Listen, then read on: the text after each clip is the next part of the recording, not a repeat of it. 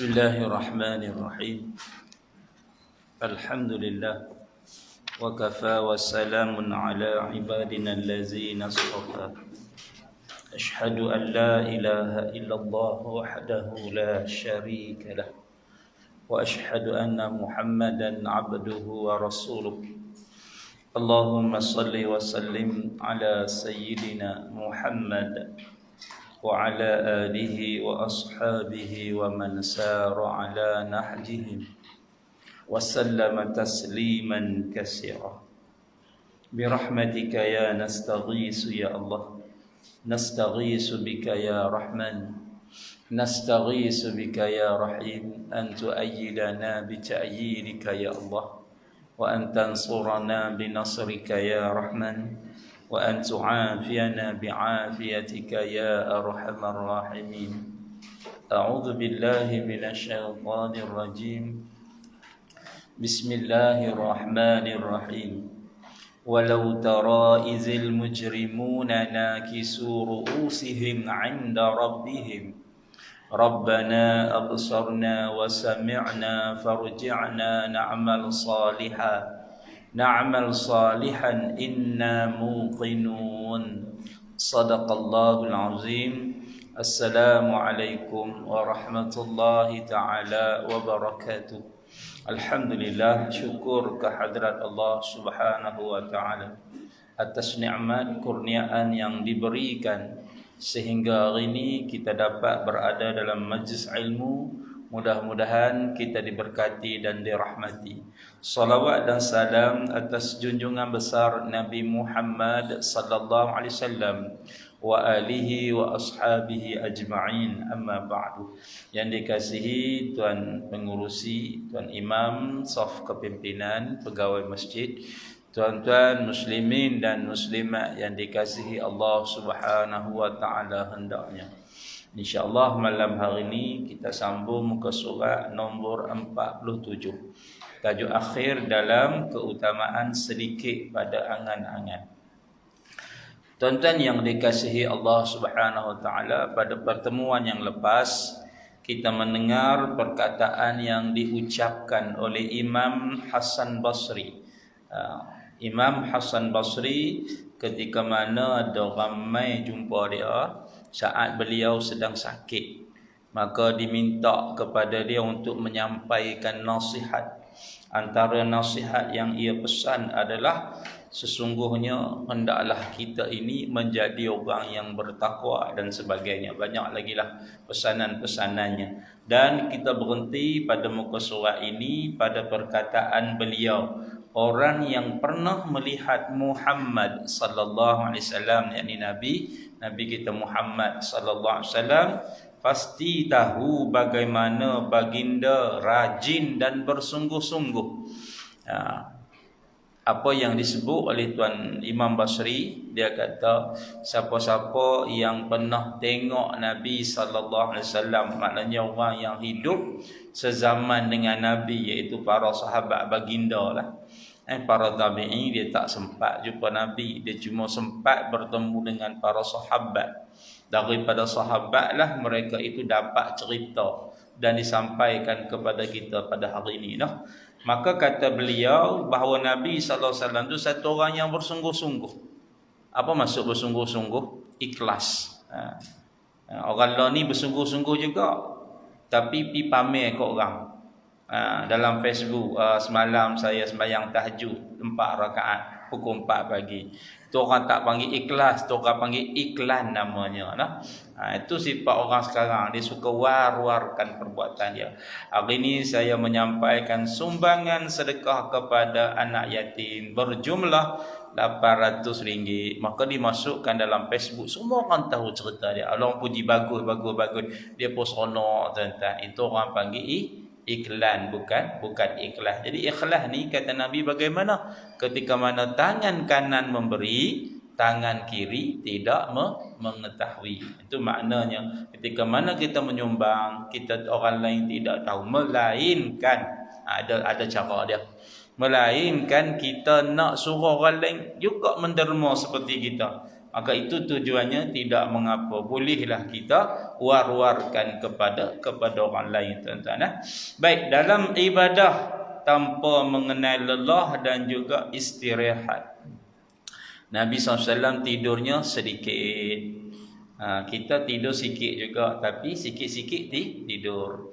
Yang mulia Nabi SAW makannya sedikit, kita pun sikit juga, tapi sikit-sikit makan, tuan-tuan. Itu bezanya kita dengan Nabi SAW.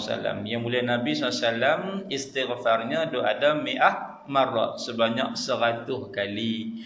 Kita mungkin kurang, tuan-tuan. Jadi kita ni tak setanding dengan Nabi. Sedangkan Nabi SAW adalah manusia yang maksum.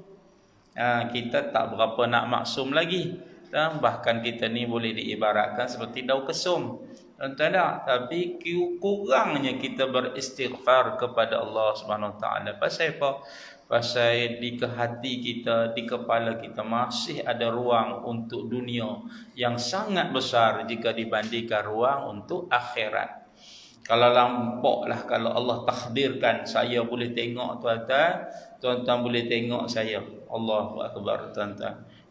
Dunia ada 80, akhirat 20 je. Itulah realitinya umat Islam hari ini. Baik tuan-tuan, kita berhenti tang situ. Qala musannif rahimahullahu taala wa nafa'ana wa iyyakum bi ulumihi fi darainin amin ya rabbal alamin. Bendera telah baginda kibarkan. Bendera, flag. Apa itu bendera? Perjuangan ini telah baginda mulai. Daripada baginda dilantik sebagai Nabi, yakni Rasul, baginda mula menyebarkan ajaran Islam. Jadi apa yang baginda buat? Yang mulia Nabi SAW keluarkan kita daripada kesyirikan kepada mengenal Allah. Itu hak Nabi buat. Itulah bendera pertama yang kita buat. Kemudian setelah semua orang mengucap 2 kalimah syahadah, maka baginda memperkenalkan hukum-hukum hakam. Baginda tunjuk secara teori, ayat-ayat Al-Quran dibacakan. Kemudian dalam masa yang sama baginda tunjuk dengan praktikal. Nabi SAW buat. Nabi SAW tunjukkan kepada kita hukum begini dan begitu, tuan-tuan. Ini yang dikatakan bendera telah dikibarkan. Dan yang ketiga, Nabi pamerkan akhlak yang cukup baik. Nabi jadi satu orang yang disegani, bukan semasa selepas dilantik menjadi Nabi SAW, tapi sebelum baginda dilantik oleh Allah secara rasmi ketika mana baginda berumur 40 tahun. Tuan-tuan, Nabi SAW telah pun dikenali dengan nama Al-Amin, orang yang dipercayai. Maka ramailah dengannya, kita tengok ramai orang masuk Islam, tuan-tuan. Allahu Akbar. Hebatnya yang mulia Nabi SAW, Nabi akhir yang zaman yang diutuskan oleh Allah kepada kita. Maka pada hari ini kita sangat beruntung sebab kita menjadi umat kepada Nabi kita Muhammad sallallahu alaihi wasallam, tuan-tuan. Baik tuan-tuan yang dirahmati Allah, oleh kerana itu sisinkanlah lengan baju. Lorat dah ni. Apa maksud sisin dengan lengan baju tu? Lorat ada tu. Kalau kita tengok dalam filem, kalau ada apa-apa lorat, orang tu buat macam mana? Kalau lorat tuan-tuan dalam filem tuan-tuan tengok dalam drama kan. Kalau lorat macam mana hak mula-mula dia buat? Dia pergi angkat dengan baju dulu, nak sahabat amai. Loratnya tu nak tergesa-gesa.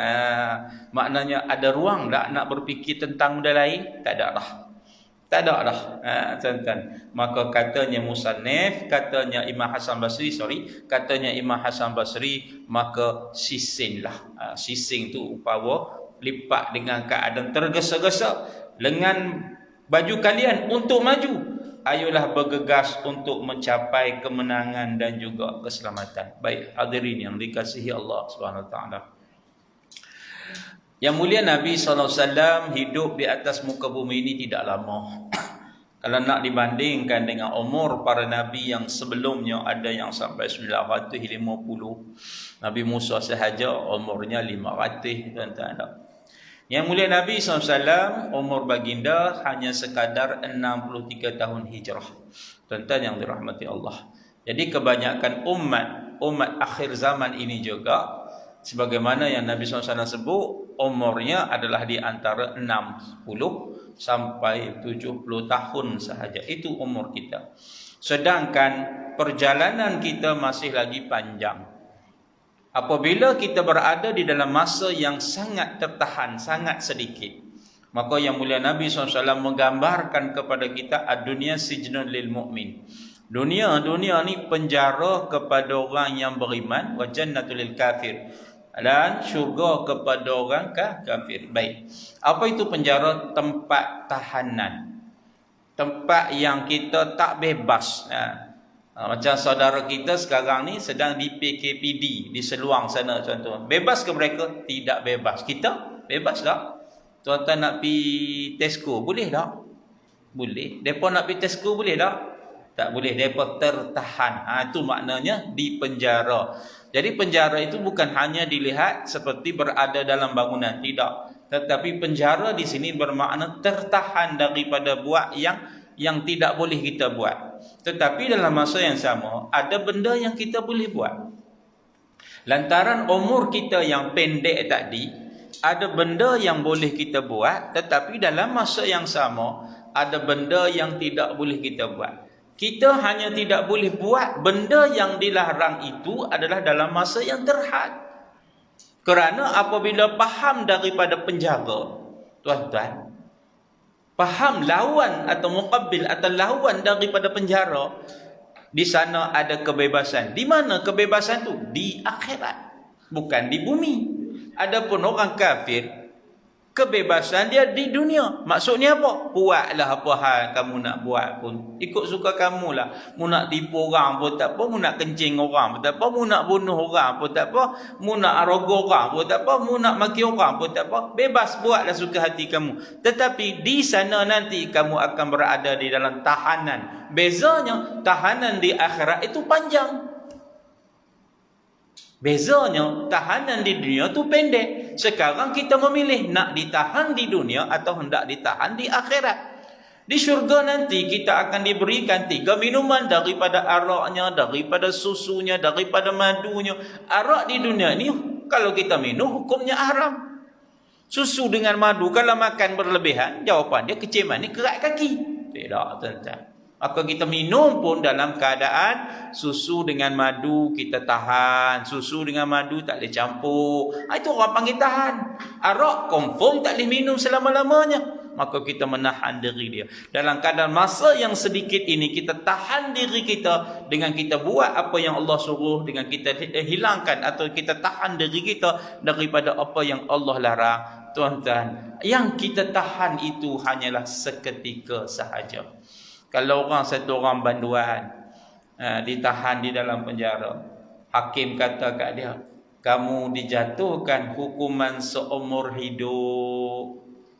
Agak-agak pengsan ke gembira? Oh, dia dengar kata seumur hidup, rebah tuan-tuan. Nyesal aku, pasal apa aku pergi rogo perempuan tu. Contohnya tuan-tuan tak. Tapi kalau hakim kata kamu ditahan 1 hari, nyesal juga tapi gembira. Nasib baik 1 hari. Jadi seronoknya pendek masa berbanding panjang. Itu berada di dalam tahanan. Jadi tuan-tuan, kalau kita tengok dalam surah Al-Asr, Allah sebut wal asri innal insana fi khusra. Allah kata demi masa manusia ni duduk dalam kerugian. Kalau kita fahami ayat ini sebenarnya, Allah cerita kat kita begini. Manusia, masa kamu terhad, kamu tak banyak masa. Aku dah tentukan untuk kamu. Aku dah bagi limitasi untuk kamu. Sejak kamu lahir atas muka bumi ini, sampailah kamu meninggal, aku dah tentukan bahagian masing-masing. Kau mati muda, kau mati tua, kau mati remaja, itu Allah dah tentukan, tuan-tuan.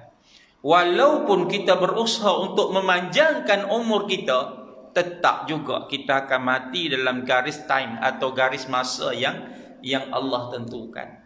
Kalaulah dikatakan ada teknologi yang boleh memanjangkan umur, agak-agak dapat kat kita ada ubat tu. Tuan-tuan, katakanlah Satu teknologi yang dikeluarkan boleh memanjangkan umur. Siapa-siapa makan buah dia, ubat ni, dia boleh hidup 100 tahun. Ada agak-agak. Kalau ada, dapat kat kita ada. Tu dapat kat saintis lah. Pasal apa nak pergi kat kita? Ada beranak mereka ramai lagi. Tapi saintis mati awal daripada kita. Pasal apa? Hari-hari terdedah dengan bahan kimia. Maknanya, kalau kita berusaha untuk memanjangkan umur kita pun, kita tak akan berkeupayaan. Apatah lagi kalau ada manusia yang lain, suatu kuasa besar yang lain, berusaha untuk memanjangkan umur kita pun tidak akan berjaya. Pasal apa? Sebab setiap manusia telah berada dalam masa yang telah Allah tentukan bagi diri dia. Kalau kita perhati tengok di dalam surah Al-Asr. Dan yang kedua, kalau kita perhati betul-betul, sesungguhnya di dalam surah itu juga menyebut satu rahsia yang Allah sembunyikan, nama dia mati. Ni Allah tak habaq main kat siapa-siapa. Kita kaya ke Allah tak bagi tahu, kita miskin pun Allah tak bagi tahu, kita muda pun Allah tak bagi tahu, kita tua pun Allah tak bagi tahu. Kita alim ke, kita tok guru ke, kita ulama ke, Allah tak habaq main kat kita. Allah suruh kita pulung dalam masa yang tertahan itu. Masa dalam penjara dunia ni, Allah suruh kita pulung. Tak panjang, tak lama mana pun. Kamu hanya akan hidup di sini barangkali sampai umur 70. Tapi ingat tuan-tuan, duduk di alam barzah panjang masa dia. Tuan-tuan bayang kalau 1400 tahun duduk alam barzah lagi. Tak timbul-timbul lagi. Tak, duduk alam barzah tak timbul-timbul lagi. Duduk di dunia sak-sak je, tapi nak tunggu sampai hari kebangkitan. Sehingga Allah kiamatkan, hancurkan alam ini, kemudian dibangkitkan dengan sangkakala yang kedua. Masya Allah, tak tahu panjang mana lagi masa kita. Tak tahu panjang mana lagi masa kita. Tak, dalam masa yang terhad ini, Allah rahsiakan kematian kita. Dia nak suruh kita jadi rajin. Patut-patut waktulah. Tapi kerana dalam hati manusia ni duk ada 80% dunia, duk ada 20% akhirat. Maka dia tak nampak tu. Dan paling menyedihkan apabila mereka mula meragui tentang nikmat yang bakal Allah berikan di dalam syurga. Ada satu artis daripada Indonesia, tak mau sebut nama lah, duk barulah dalam sebulan dua ni duk sebut. Dia kata apa? Aku tak teringin nak masuk syurga. Oh, hebat tu. Tak teringin. Kita syurga lah kita nak masuk. Nisbah pada redha Allah. Syurga tu nisbah kepada redha Allah. Apa maksud redha Allah? Kerana orang yang masuk syurga adalah orang yang redha, Allah redha dengan dia. Orang yang duduk dalam syurga tu adalah orang yang Allah redha. Maknanya kalau kita kata aku nak masuk syurga, maknanya kita nak duduk di kalangan orang yang Allah redha. Tak ada masalah kan? Orang kata mana boleh hang beramal untuk masuk syurga? Pasal apa tak boleh? Kita kena cari redha Allah. Memanglah sebab syurga tu tempat duduk orang yang Allah redha. Itu je jawapan dia. Tuan-tuan boleh jawab, aku nak syurga Allah. Bermakna tuan-tuan juga menyatakan aku nak duduk di kalangan orang-orang yang Allah redha. Tiba-tiba dia tak teringin. Aku nak masuk neraka, dia kata. Dalam neraka nanti aku nak jumpa dengan artis barat. Dia artis Indonesia. Setakat artis Indonesia ni aku tak teringin nak jumpa, dia kata. Cerai kan? Aku nak jumpa artis barat. Nak jumpa Michael Jackson. Dia tahu kan Michael Jackson masuk neraka, takut kawan tu masuk syurga. Kan saja punan tak berjumpa nanti kan tak? Di dalam neraka nanti aku nak buat pesta. Aku nak bersembang-sembang dengan artis, boleh berpesta-pesta, minum-minum.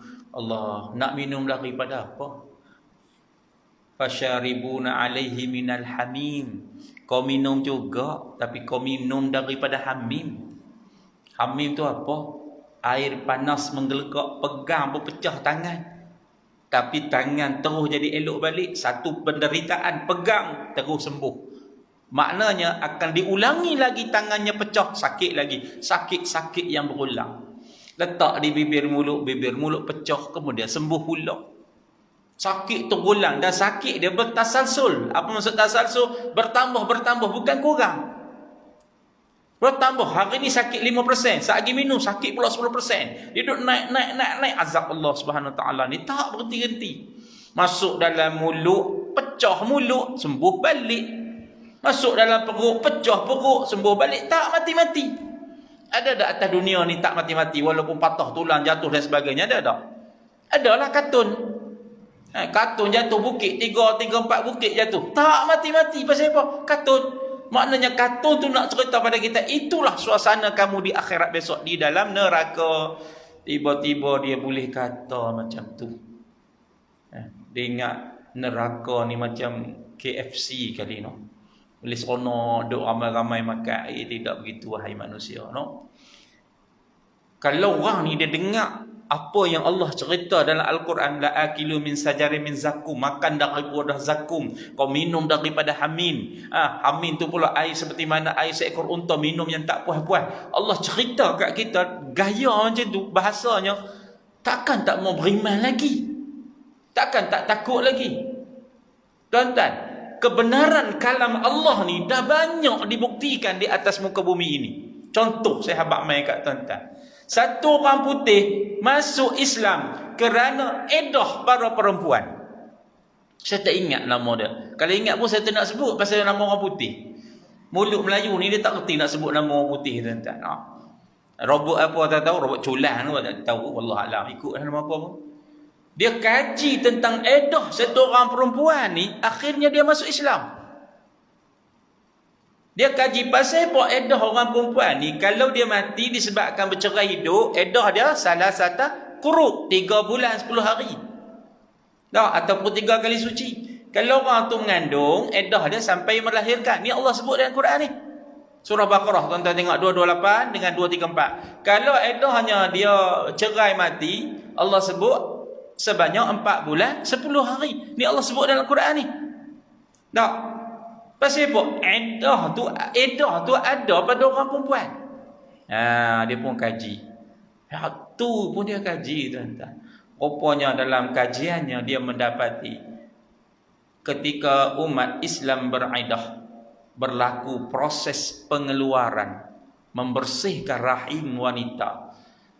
Haid yang pertama, datang bulan yang pertama, dia mengeluarkan sebanyak 30 hingga 35% bekas secairan lelaki yang berada di dalam rahimnya perempuan. DNA lelaki yang melekat pada dinding-dinding rahim tu, masa haid bulan yang pertama dirembes keluar dengan jumlah kekuatan sebanyak 35%, lebih kurang. Next month, masuk bulan yang seterusnya, dia keluar sebanyak 75%. Next month 10 seterusnya, dia keluar sebanyak 99%. 9.9% ni agak-agak suci ke tak? Suci ke tak? Tuan-tuan tengok dekat hand sanitizer, apa dia tulis? Hand sanitizer beli tapi tak pernah tengok apa-apa. This hand sanitizer tu dia tulis apa? Membasmi kuman sebanyak 100% ke 99.9%. Tak, tuan-tuan. Makna kata, tuan-tuan yakin tak guna dia? Dan tanya tuan-tuan yakin tak guna hand sanitizer? Ustaz Yogi kata yakin, Ustaz kata kami sesat pula, tak percaya kat Tuhan pula. Tak nak cerita kat tuan-tuan. Maknanya boleh dipercayai, yakin tu bagi hak kepada Allah, tapi boleh dipercayai. Inilah rumusan dalam medical. 99% ini makna kata dah suci rahim perempuan, tambah 10 hari jadi 100 ya. Pasal apa orang perempuan hak cerai mati lambat sikit? Sebab orang perempuan mati, cerai mati ni, dia sayang kat suami dia tu lain dengan orang cerai hidup. Cerai mati ni, kalau kita tengok, dia pun nak kahwin lain pun payah, tak percaya tanya orang perempuan belakang. Kalau hak dah suami dia mati, dia nak menikah lain pun payah, puas pujuk tuan-tuan. Puas pujuk nak ajak menikah, tak mau tuan-tuan. Lagi tak kena dengan kehendak ikut suami mula dah. Tak mau tuan-tuan. Pasal apa? Sebab dia sayang kepada suami yang terdahulu. Lain kalau cerai hidup, lepas 3 bulan ada orang kainik-kainik jadi. Menikah dah. Nak buat macam mana ustaz? Jodoh di tangan Tuhan. Anggatai tak bagi tahu pula tuan-tuan dah. Baik tuan-tuan. Oleh kerana hormon dia tu menyebabkan dia rasa kasih pada dia, sedih dengan kematian suami dia, menyebabkan cecair DNA yang ada bekas suami dia duduk dalam tubuh badan dia lambat untuk dirembeskan. Maka dia buat perumpamaan seperti sebuah komputer. Tuan-tuan, dia buat perumpamaan seperti sebuah komputer. Dalam komputer ni kalau kita install berbagai program, contohnya tuan-tuan install program itu daripada sumber yang betul. Tuan-tuan, daripada sumber yang betul. Contohnya Microsoft, tuan-tuan install dia dan berlesing.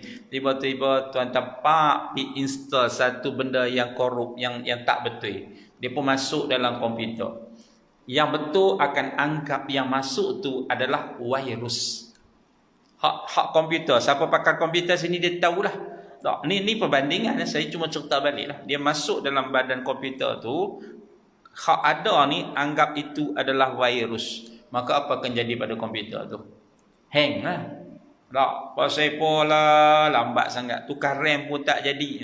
Pasal pola slow sangat, internet hard disk ke apa ni, last kali beli baru je pada komputer, tuan-tuan. Tak, itu keadaan komputer. Maka dia pun kata begitulah tubuh badan wanita. Ketika mana ia bercerai, dia tidak menunggu tempoh edah, masa yang ditetapkan atas diri dia mengikut apa yang Allah perintah. Dia menikah dengan lelaki lain, maka lelaki lain itu akan menghantar cecairnya ke rahim wanita yang dinikahi, sedangkan di dalamnya sudah ada cecair yang lain. Maka menjadi introduksi, dia jadi satu i'tiraf, satu penentangan yang cukup besar. Maka yang ada ini menganggap itu adalah virus. Maka akhirnya jadilah penyakit kelamin, seperti mana yang diamalkan oleh para pelacur. Tuan-tuan, maka maknanya rahim wanita yang tidak beriddah adalah tidak suci. Dia pun ambil anak dia, 3 orang ni, pergi buat tes DNA. Anak nombor 1 bukan anak dia, anak nombor 2 bukan anak dia, ada DNA orang lain. Anak nombor 3 baru anak dia. Akhir sekali mendorong ia masuk Islam. Dia kata apa? Ini kalam. Al-Quran tadi dia baca. Ini kalam, sebab disebut dalam Al-Quran tentang iddah tadi, bukan ciptaan manusia. Bukan ciptaan manusia. Kerana ini kalam adanya pada 1400 tahun dahulu. Waktu itu teknologi tidak ada seperti ini. Bagaimana dia boleh, yakni kalam tak ada Quran, boleh menceritakan perkara ini, sedangkan perkara ini baru sekarang diketahui akan kebaikannya. Maknanya ini bukan ciptaan manusia. Ini ada pencipta dia ni. Siapa? Soalan itu diulang-ulang. Siapa yang menurunkan kalam ni? Siapa kepunyaan kalam ini? Tuan-tuan, itu kita tak mau masuk ilmu tauhid lah. Jadi urusan ni jadi panjang balik. Siapa yang menurunkan kalam ini? Akhirnya jumpa dengan satu orang pensyarah di Turki. Dia mengatakan Allah lah yang menurunkan kalam ini. Akhirnya dia masuk Islam. Percaya dia kepada kalam Allah. Syurga tu begitulah, kita kena yakin. Da'wahum, Allah sebut dalam Al-Quran, da'wahum fiha subhanakallahumma wa tahiyyatuhum fiha salam wa akhiru da'wahum anilhamdulillahi rabbil alamin. Besok dia dengar ada ayat ni. Besok dia dengar ada ayat ni. Besok dengar tang mana? Tang mana besok dengar? Bisa dengar tak? Da'wahum fiha salam. Da'wahum fiha. Mereka ini, ni cerita, mereka ni siapa? Ahli syurga. Ahli syurga ni, da'wahum fiha. Mereka ini ahli syurga. Ya duduk dalam syurga, mereka ini saling berkata-kata. Da'wahum ni ucapan. Di antara mereka dengan perkataan subhanakallahumma wa tahiyyatuhum salam. Mereka ucapkan tentang perkataan subhanallah. Apa tu maksud subhanallah? Maha suci Allah. Tak, kita nak lawan perkataan orang yang tak masuk syurga ni. Nak suruh tuan-tuan nampak, aku teringin nak masuk syurga. Sebab di dalam syurga ada 3 perkataan. Yang pertama subhanallah, yang kedua tahiyyatuhum, dan yang ketiga adalah alhamdulillah. Pasal apa ahli syurga mengucapkan perkataan ini? Da'wahum fiha subhanakallahumma wa tahiyyatuhum fiha salam wa akhiru da'wahum anil hamdulillahi rabbil alamin. Pasal apa dia ucap 3 perkataan ni? Kalau tuan-tuan dengan saya ditakdirkan duduk dalam syurga, memang kita nak pun tak. Pasal apa kita akan ucapkan perkataan ini? Ahli syurga, ucapan mereka adalah melafazkan perkataan subhanallah. Apa maksud subhanallah? Maha suci engkau Allah. Sebab apabila malaikat kata tibtum, berbahagialah kamu, tibtum, berbahagialah kamu, wa qala lahum khazanatuha, maka berkatalah malaikat yang jaga pintu syurga, Malik Ridwan, dia pun buka pintu syurga, dia kata sejahteralah ke atas kamu, tibtum, berbahagialah kamu, masuklah kamu ke dalamnya dengan selamat. Surah Az-Zumar, masuklah kamu ke dalamnya dengan selamat. Kita pun melangkah-langkah masuk, maka kita pun sebut subhanallah. Itu perkataan pertama ahli syurga, dan perkataan itu tak berhenti. Pasal apa? Katakanlah seluruh masyarakat Taman Sejahtera diberi peluang melancong ke negara Eropah, negara Switzerland ataupun Norway, pergi satu tempat yang cantik, duk atas kapal terbang teruja, nak bila kapal terbang ni nak mendarat. Tapi lepas COVID-19 lah, bukan sekarang lah, no? Turun kapal terbang tu, tepi kapal terbang dia tepi sungai, landasan kapal terbang tu tepi sungai sajalah, bawa cerita, no? Turun tu nampak ikan duk joget dalam air. Allah jernihnya. Turun tu nampak pelangi. Allah comelnya. Turun tu nampak bukit comel hijau, bukan gundul macam tempat kita tak. Allah comelnya. Turun tu nampak Allah sampah tak ada, Allah comelnya. Turun tu. Tuan-tuan buat apa dulu? Selfie dulu kah? Sebut subhanallah. Tu tak rasa lagi nikmat tu. Baru sebut nikmat rasa tak tahu Tak, ni nak cerita baru tengok subhanallah. Maka inilah ucapan ahli syurga ketika mana dia berada di dalam syurga, dia melangkah masuk, dia akan nampak yang Allah nak beri kat dia. Dia akan ucap subhanallah, maha suci engkau Allah, kau beri nikmat ini kepadaku ya Allah. Dan mereka akan bercakap di kalangan mereka, subhanallah, subhanallah. Dan setiap hari nikmat itu datang kepada mereka. Datang, tuan-tuan, nikmat yang bertasalsul, yang tak pernah putus, bertambah. Maknanya hari ni tuan-tuan makan nasi kandak dalam syurga, ada tak ada? Wallahu a'lam. Nanti kita masuk kita makan. Tuan-tuan makan nasi kandak beratuk, tak ada lah beratuk tu. Saya pergi try sekali tengok, pergi makan kat Penang nasi kandak beratuk. Beratuk sungguh, tuan-tuan nak makan. Kalau tak rakam cerita dah, sebab rakam tak cerita. Baik, tuan-tuan nak kan. Beratur sungguh lah Allah, tuan-tuan. Hari ni tuan-tuan makan nasi kandak, besok sama dah rasa, harga mungkin lain sama dah rasa. Makin sedap kan makin tak sedap? Makin sedap ustaz. Okey, terima makin sedap. Sebulan tuan-tuan makan nasi kandak, tak berhenti hari-hari. Bulan yang kedua, sedap ke tak sedap? Sedap ke tak sedap? Confuse nak jawab. Tak bisa makan nasi kandak? Takkan tak bisa makan ni, orang Penang apa tak bisa makan nasi kandak ni? Ustaz kami makan roti. Roti lah, tak kira lah. Maknanya orang duk cerita sedap pun kalau dah sebulan bubuh tang situ, confirm bulan depan tak pi orang apa. Pasal apa bang tak pi makan si cana roti canai? Tak boleh pi masuk sedap hang lagi. Tak. Jadi itu nikmat dunia, tapi nikmat syurga tuan-tuan makan hari ni, esok rasa lain. Musangki hari ni rasa lain, esok rasa strawberry, esok rasa pau, esok rasa macam-macam rasa. Sedapnya tuan-tuan. Maka lantaran sedap itu ucapan ahli syurga adalah subhanallah. Dan mereka menjadi takjub, terpesona. Hari ni duk cerita dengan kawan-kawan ni, Allah nak bagi apa kat kita hari ni? Allah nak bagi apa kat kita hari ni?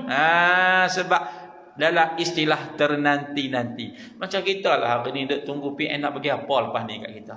Lepas 1,000 dah dapat dah. Ni tak lama nak bagi berapa pula kan. Dah ada ternanti-nanti dah. Tak ternanti-nanti. Dah ada duit tak ternanti, tak ada duit ternanti-nanti you know? Oh tak, kita duk ternanti-nanti. Inilah gambaran kita duduk dalam syurga lantaran kerana takjub dengan terpesona dengan nikmat yang tak putih-putih ni, maka ahli syurga akan menyebut perkataan subhanallah wa tahiyyatuhum fiha salam.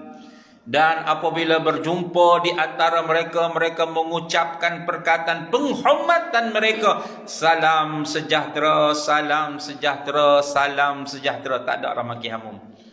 Pasal apa salam sejahtera? Doa antara kita bersama di dalam syurga. Sebab kita doa rasa nikmat Allah ni tak betul-betul kita rasa seronok. Tahiyyatuhum ini dalam bahasa Arab bermakna hayyun, hidup. Orang Arab biasa guna perkataan ini apabila bertemu di antara mereka, mereka mendoakan supaya kamu hidup umurnya panjang, aku pun hidup umurnya panjang. Hayyun, hayyun itu hidup. Jadi orang dalam syurga ini, kita tahu dah kita kekal dengan makna kekal aradi dalam syurga. Allah hendakkan kita dalam syurga itu kekal. Tetapi kita tetap juga mendoakan mereka itu umurnya panjang selama-lama di dalam syurga. Nampak tuan-tuan ini perkataan ahli syurga. Dan yang ketiga, anil wa akhiru da'wahum, dan perkataan terakhir mereka ahli syurga lantaran terlalu banyak nikmat yang Allah beri ini, mereka akan kata alhamdulillah, berterima kasih, bersyukur kepada Allah Rabbil Alamin, Tuhan sekalian, pemilik kepada alam ini. 3 perkataan subhanallah, tahiyyah, penghormatan untuk teruskan umur yang panjang di syurga nanti, lawan kepada dunia yang sangat pendek umurnya. Dan yang ketiga, kita sangat-sangat berterima kasih kepada Allah Subhanahu wa taala. Kalau tuan-tuan dengar saya cerita ni, nikmat syurga tu ada ke tak? Seronok ada. Seronok ada tuan-tuan. Kalau seronok buat macam ni. Hak ada isteri, pegang tangan isteri. Abang kat dia, meh abang pimpin hang pi masuk syurga sama-sama. Hak ada anak, pegang tangan anak. Meh ayah bawa hang, pak bawa hang, kita masuk syurga sama-sama. Hak ada suami, pegang tangan suami. Dah suami payah lihat sangat nak sembahyang. Meh abang, cik nak bawa abang masuk syurga bersama-sama dengan cik.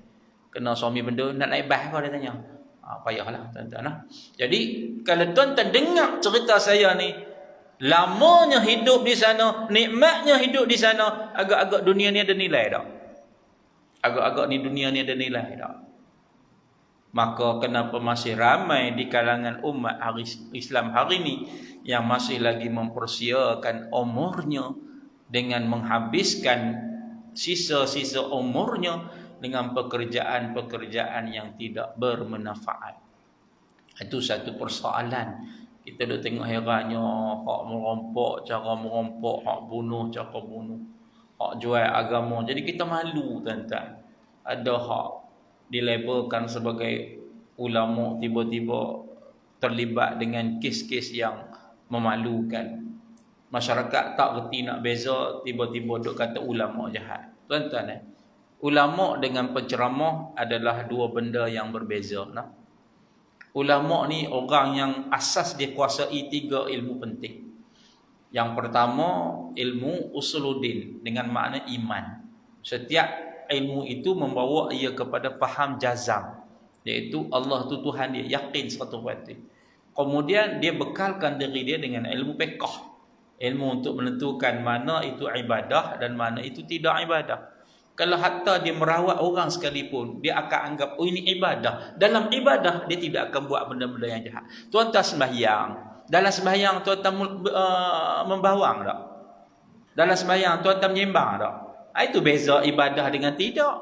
Tuan-tuan pergi ziarah orang sakit, tuan-tuan niat sebagai ibadah. Dalam ziarah orang sakit, tuan-tuan buat apa? Tuan-tuan buat seperti mana yang disuruh untuk menziarah orang sakit, bukan mengapi membawang dengan dia. Ada mana kata dia tahu nak membezakan di antara ibadah dengan bukan ibadah, sama ada ibadah khusus atau umum. Dan akhir sekali dia menguasai ilmu tasawuf, ilmu adab. Apa yang dia dapat dia rasa, rasa Allah tengok, rasa diperhatikan, rasa dekat dengan Allah. Kalau itulah situasi dia, tuan-tuan, adakah dia akan melakukan maksiat? Maka ulama itu asasnya dia menguasai 3 ilmu penting. Tapi penceramah tidak. Penceramah adalah orang yang pandai berkata-kata. Sebab itu penceramah banyak terlibat dengan benda-benda yang berkaitan dengan keseronokan dunia. Akhirnya disabitkan dengan kesalahan dan sebagainya. Isunya kenapa disandarkan juga kepada ulama. Sedangkan ulama itu warisatul anbiya. Ini dipanggil fitnah akhir zaman. Dan ternyata kita berada dalam zamannya. Orang yang pegang betul-betul dengan Al-Quran dan hadis, dia akan terselamat. Tapi kalau makna kalimah la ilaha illallah pun tak faham, maka timbul banyak fitnah. Dan la ilaha illallah ni kita ambil sikit lah. Terkandung di dalamnya la ilaha illallah 41 sifat. Sifat daripada wujudun sampai kaunuhu mutakalliman. 20 yang wajib, 20 yang mustahil, 1 yang harus. Jadi 41. Tambah lagi 9 terkandung dalam kalimah Muhammad Rasulullah. 4 yang wajib, 4 yang mustahil, 1 yang harus. Baik. Yang wajib kita terima. Yang wajib kita terima. Tuan-tuan, orang kata Allah tu baginya sifat kudrat. Terima tak? Terima. Wajib bagi akal kita berdiri di zat Allah sifat kudrat. Yang dengannya dia mengadakan sekalian makhluk. Kita terima. Tak? Sebanyak 20 sifat tadi. Tuan-tuan dah. Lawannya mustahil. Adakah kita nak terima sifat mustahil Allah? Ini kita keliru banyak. No? Mustahil itu bukan sifat Allah. Takkan Allah itu lemah. Kan? Contoh sifat mustahil tidak ada. Takkan Allah itu tidak ada. Mustahil Allah itu baharu. Takkan Allah itu baharu. Kita terima juga, tetapi terima dengan tidak. Terima juga, tetapi terima dengan tidak. Maksudnya, ketika mana kita katakan sifat mustahil bagi Allah itu adalah lemah, terima dengan perkataan tidak lemah. Allah itu jahil, terima dengan tidak jahil. Nampak tak cara terima tu? Akhirnya, yang terakhir, sifat harus bagi Allah. Dengannya, nampak Allah itu kaya, istighna. Pasal apa? Allah berhak bagi zat dia. Dia nak pilih, nak bagi ada pun boleh. Dia nak tiadakan kita pun boleh. Itu orang panggil, tak ada siapa boleh paksa dia, yakni Allah Ta'ala. Tak ada siapa pun boleh suruh dia. Maknanya, fa'alul lima yurid. Dia buat apa yang dia hendak. 3. Wajib, mustahil dan juga harus. Baik. 41 ni tidak duduk pada lafaz. Hak kita duk mengaji, lafaz. La ilaha illallah. Tidak ada Tuhan yang disembah melainkan Allah. Tu orang panggil lafaz terjemahan. Sebab tu akidah kita tidak mantap. Yang kita nak, apakah yang dikhendaki dengan tidak ada Tuhan yang disembah melainkan Allah? Hak tu kita nak cari yang tersirat, bukan yang tersurat. Yang tersirat adalah Allah sahaja Tuhan kita. Kalau kita sebut Allah sahaja Tuhan kita, di Allah, zatnya tu, nama bagi Tuhan tadi tu, di zatnya tadi, terkandung dengan makna 41 sifat. Terkandung dengan makna 41 sifat. Bukan duk pada lafaz. Kalau duk pada lafaz, Tok Bila tak habis azan. Tok Bila tak habis azan. Asyhadu an la ilaha illallah. La ilaha, Allah yang wujud hakiki, Allah qadim zati, Allah baqa tak terima binasa mukhalafah. Tiba-tiba tak teringat sifat 20. Tok Bila pusing. Tok Imam, sifat nombor 5 Tok Imam. Tok Imam di Afrika Selatan kata, aku pun tak mengaji juga. Tak habis azan kita. Jadi dia tidak duduk pada lafaz. Kalau dia tak duduk pada yang tersurat, dia duduk tang mana? Dia duduk dalam hak tersirat lafaz Tuhan. Namanya siapa? Allah, zat yang terkaya, yang berdiri baginya sifat-sifat kamalat, yang dengan dia sifat kudrat, mengadakan, sifat sama, mendengar, sifat ilmu, mengetahui, sifat basar, melihat, sifat kalam, berkata-kata. Simple je tuan-tuan. Siapa-siapa punya akidah macam dia, yakin dah, payah dia nak terlibat dengan sekalian perkara maksiat. Tapi kalau hanya sekadar melapaskan kalimah la ilaha illallah, tak ada Tuhan yang disembah melainkan Allah, tuan-tuan, tak ada jaminan atas diri dia. Jadi setakat itulah dulu tuan-tuan yang dikasihi dan dirahmati Allah. Kita tak habis juga ni tuan-tuan ni. Allah, kok mana ustaz pergi mengapu ni? Ayolah bergegas, berhenti tang situlah. Ayolah bergegas, kita akan sambung pada bulan hadapan yang baik datang daripada Allah Subhanahu Wa Taala. Yang lemah yang kurang tu adalah kelemahan diri saya. Hakikat keseluruhan datang daripada Allah Subhanahu Wa Taala. Bismillahirrahmanirrahim. Allahumma akhrijna min zulumati jahli wan nisyan bi rahmatika ya arhamar rahimin. Walhamdulillahi rabbil alamin. Taqabbalallahu minkum.